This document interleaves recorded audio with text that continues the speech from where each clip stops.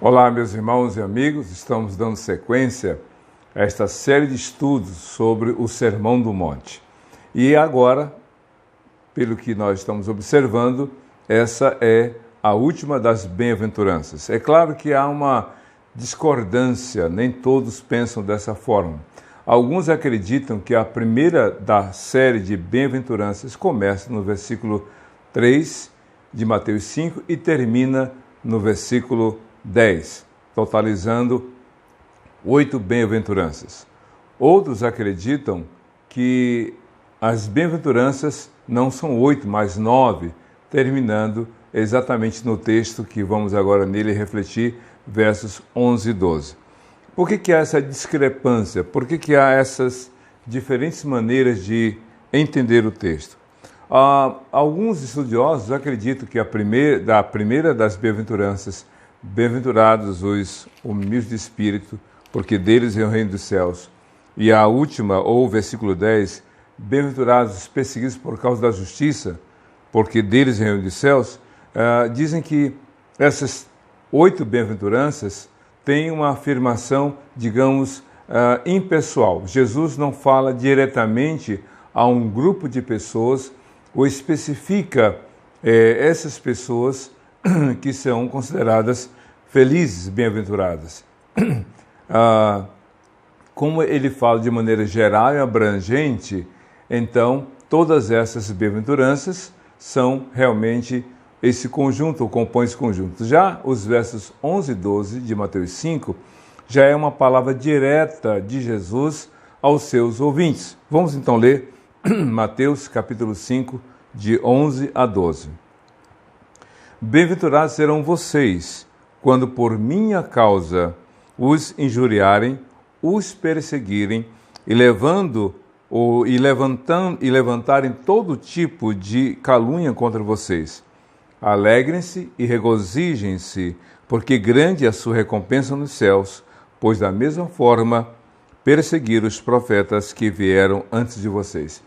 Essa, se considerarmos parte integrante desse conjunto de bem-aventuranças, é a maior. Mas mesmo que intencionalmente não faça parte desse conjunto, do versos 3 ao versículo 10, essa é uma bem-aventurança, como existem tantas outras no Velho e Novo Testamentos.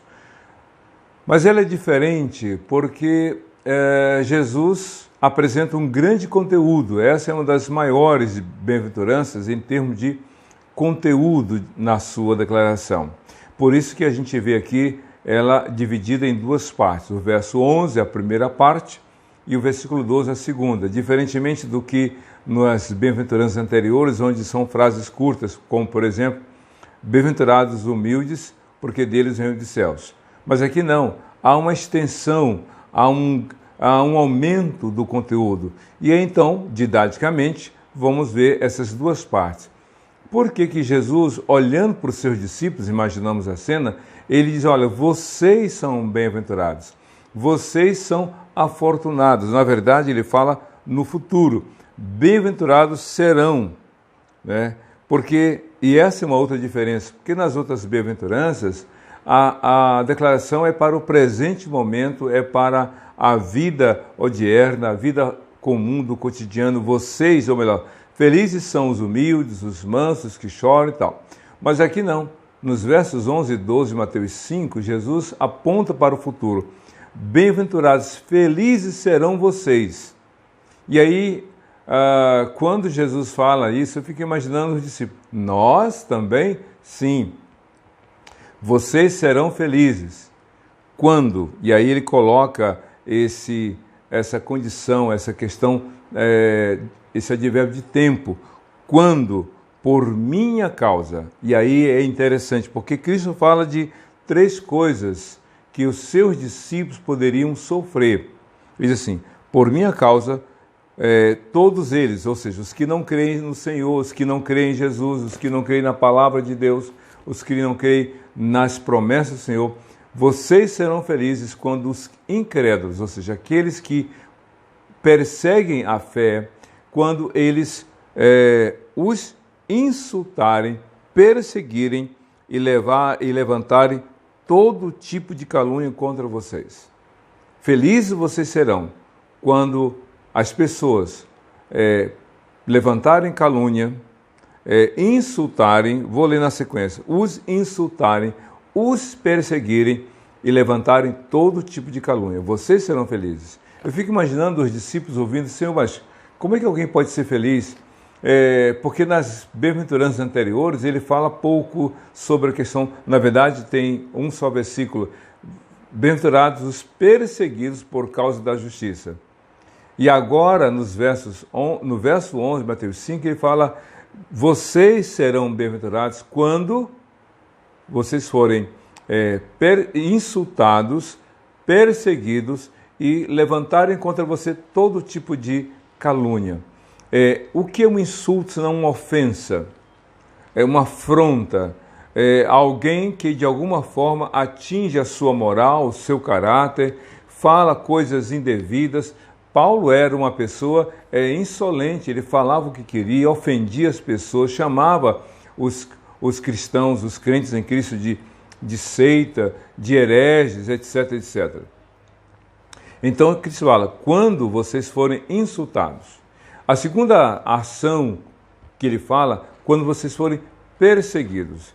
Eu falei na bem-aventurança sobre perseguidos por causa da justiça, a gente observa exatamente isso.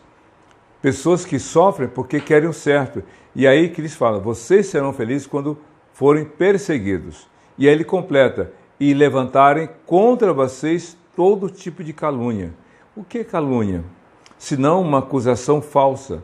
O que é calúnia senão fazer comentários indevidos, uma acusação sem provas? E hoje em dia a gente vive numa sociedade, principalmente midiática, onde a acusação, a calúnia, atribuir inverdades sobre pessoas nas suas falas, em suas atitudes, e sem se preocupar se isso é verdade ou não. Primeiro eles fazem a calúnia, a difamação, e aí depois, quando é comprovada a inocência, e aí o que acontece?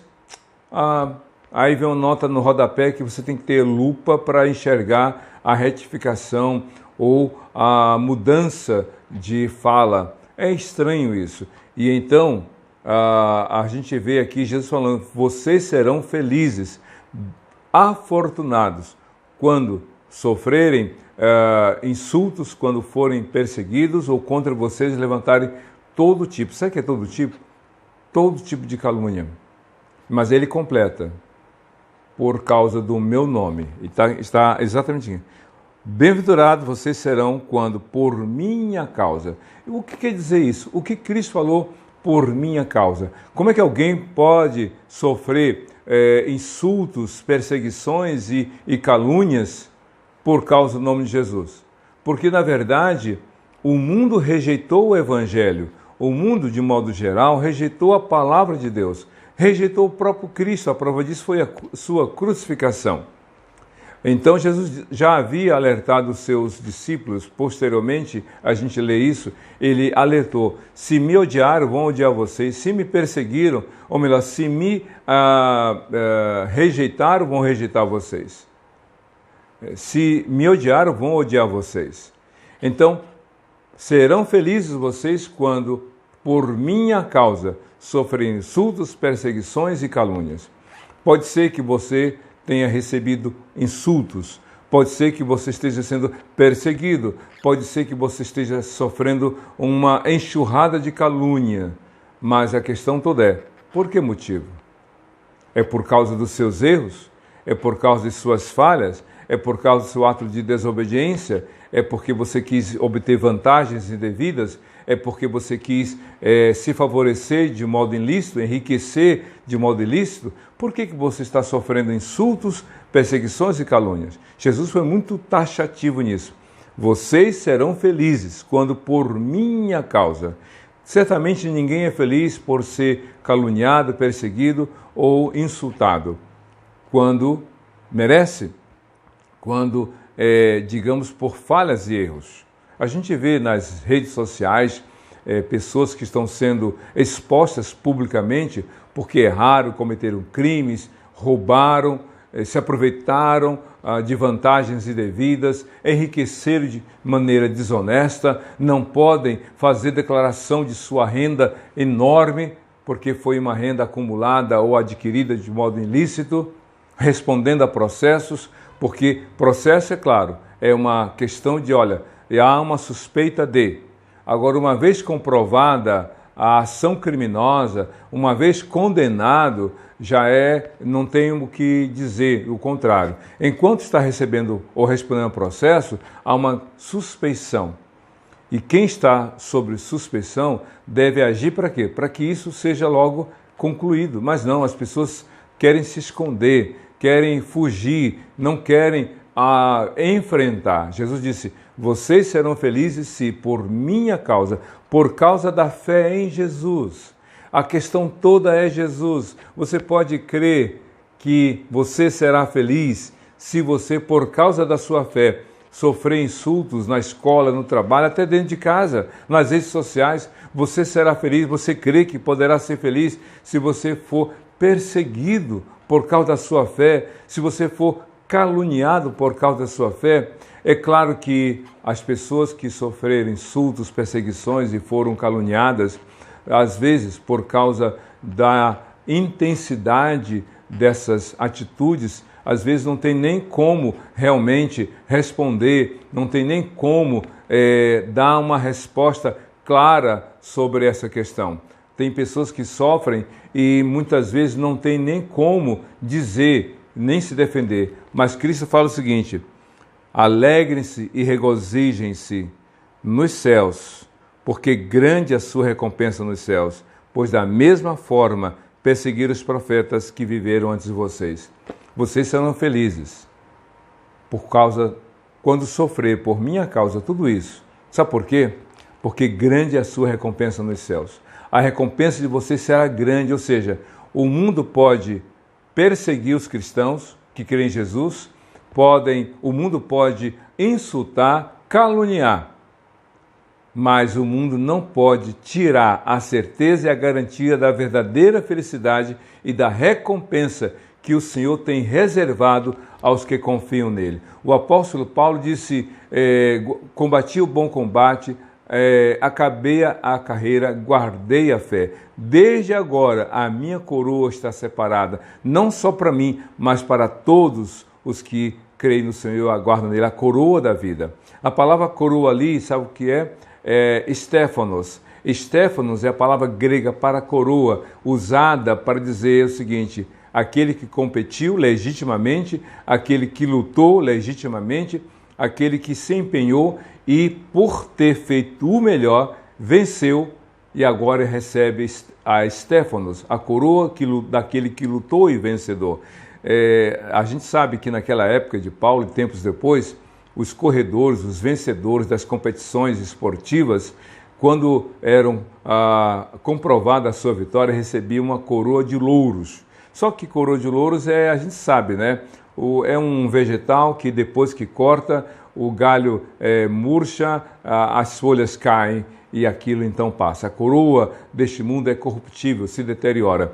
O apóstolo Paulo também, isso ele falou em 2 Timóteo 4, 7. Mas em 1 Coríntios capítulo 9, diz, olha, corram de modo que vocês recebam a coroa não corruptível, mas a coroa incorruptível, que não perde o seu valor que Deus separou.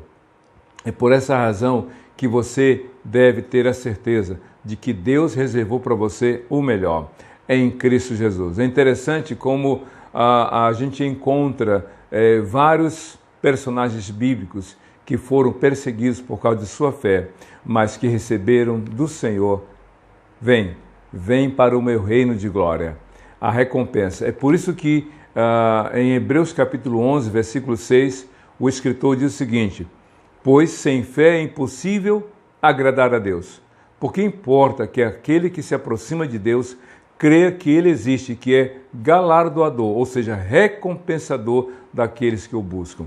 Por que a Bíblia fala que Deus é o recompensador daqueles que o buscam? É muito simples, porque crer em Jesus implica em renúncia.